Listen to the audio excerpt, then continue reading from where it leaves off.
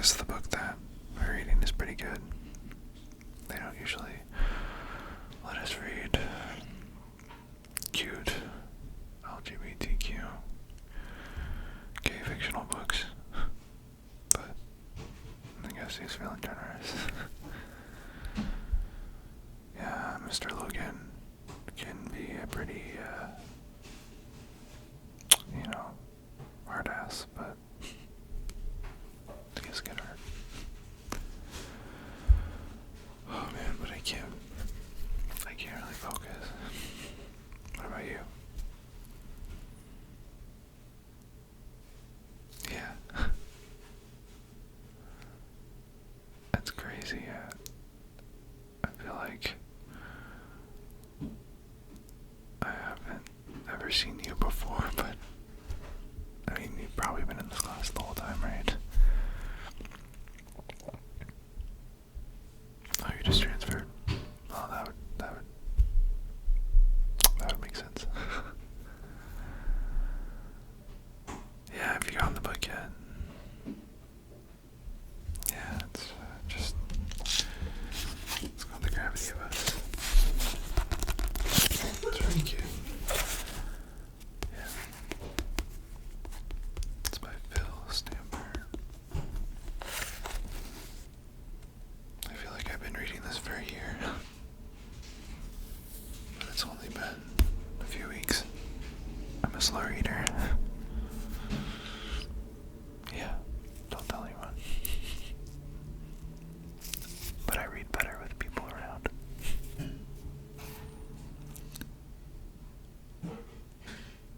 You don't feel like reading it either. Well, what if I read? Come here, what if I read it for you? Then you wouldn't have to read it. Sounds like a plan to me. It'd make me read this damn book. Yeah, I mean, I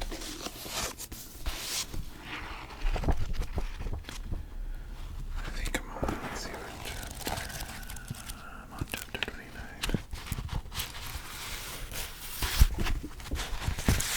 I mean, if you don't mind starting at the end of the book, I'll do it. Oh, you're gonna look up Spark Nuts. Hey, more power to you. I would have done the same thing. Yeah. Yeah, no worries. I got you. Yeah, so let's get right into it, I guess. Chapter 29. I'm a firm believer in not counting chickens before they hatch, so having to attend an astronaut party right now is not what I need. I fully recognize that the families throw a party almost weekly for one reason or another, but a party tonight of all nights seems like a bad idea. The vote's still delayed. The board meeting is happening as we speak. Soon we'll learn whether the Orpheus 5 mission has been shelved or saved, and we can only guess what will happen. Questions spin around my mind as my parents and I walk into the party and pass a few snacks. A platter and hummus dip to Grace, who's hosting this party. The signature stock of 24 plus bottles of champagne is as impressive as always. Grace leans over as I admire it and whispers, "I'll be keeping track of those bottles, so don't try anything." I turn to meet her gaze and see she's smiling. She winks at me and walks away. A joke. One that shows she has no idea about the bottles we've stolen in the past. I don't see Leon around or Kat, and before I can go find them, I'm thrust into conversations with everyone. Mom and Dad want me to hang around, mostly because they can't answer any of the questions about my Flash profile, because they're old and have no idea what anything is. But I allow it, just this once. Someone places a firm grip on my shoulder, and I spin around to see Mara Bannon beaming down at me before bringing me into a bone-crushing hug. She looks at me in one of those ways perfect movie moms look at their kids.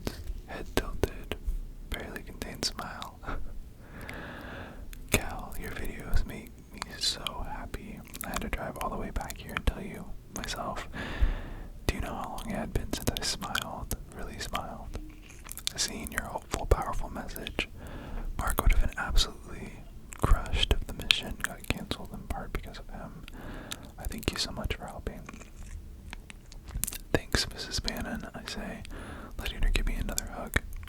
Oh, and I was furious when I saw how Star Watch started treating you. I watched their coverage, and I swear those two are just about the worst humans on the planet, if you ask me. Of course, I say, and not like it matters or anything, but the one producer, the girl, wasn't all bad. She helped me expose Josh Farrow when he tried to make you, get back on the floor. I think of Kiara, both sides of Kiara, and hope the good side wins out in her. And there's a way to be eternal, even for a gossip blog or a show, and still be a good person. She may be jaded, and I may be naive, but it has to be true. Well, anyway, she says, I shared your videos with all my friends, and they were so pleased to see something positive come out of NASA. It's all been trashy lately, but it'll only get better. That's what I keep telling them. I hope so, I say in agreement, and get a third bone-crushing hug before I can slip away. I return to my mom and dad. Dad's deep into a conversation with one of the Orpheus 5 astronauts, and Mom's just standing by with a glass of champagne, smiling and listening in. Thanks for suggesting I go to NASA, I say. They were really helpful. They followed up on all of my media hits and took over the interviews and everything. Well, honey, that's their job. They're professionals at it. They are professional at doing the reporting. Let everyone play to their own strengths. And thanks for helping Kat with that site. I don't know how you two did it, but so many senators and members of Congress officially announced their support of the mission today.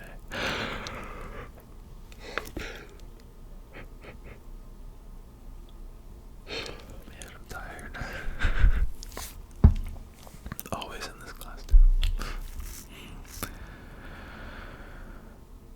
Doesn't mean the House won't vote to cut funding, but at least we've shaken them up. Don't look at me, Mom shrugs. It was almost all Cat.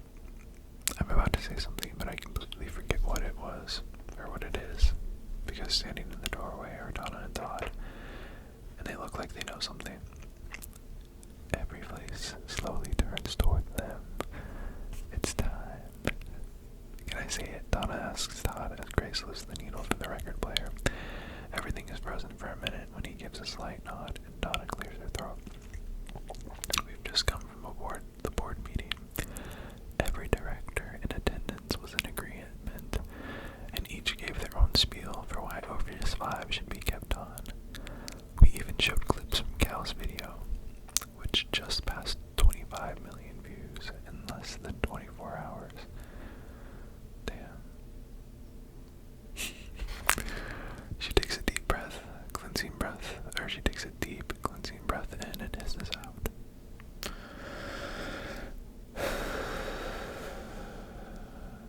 Every time I read something about like a breath, I have to take one. I feel like, I don't know. It's kind of like the yawn effect. Probably not. Anyways. Just like I do when I'm meditating. And after hours of discussion and analysis, we're proud to say that the board's approved the continuation of the Orpheus project.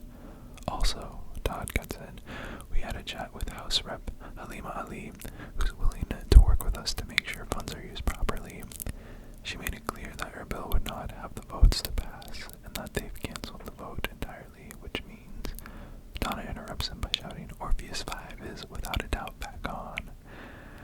I get lost in the cheers and the shouting and the splashes of champagne. Mom hands me her glass to take a celebratory sip, and I almost laugh at her cluelessness, but I drink it anyway, and I start to understand why people celebrate with champagne. It lifts me up, it celebrates my own energy, and soon enough I'm shouting along with the other astronauts. One thing I don't do is get out my phone. No one else gets to see this moment.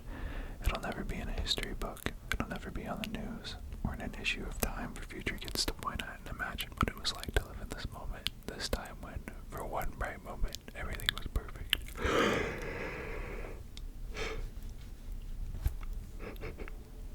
Can't get through without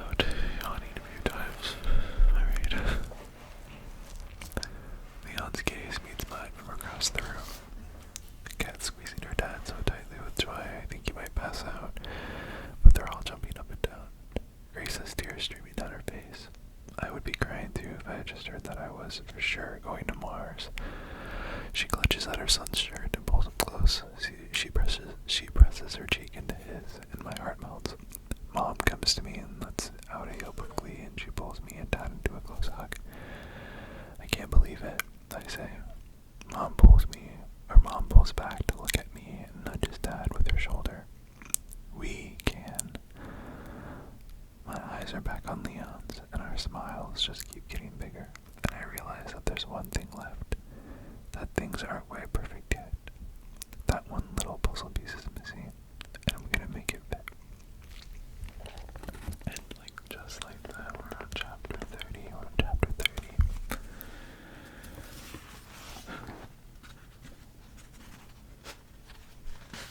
I swear I'm gonna finish this book someday.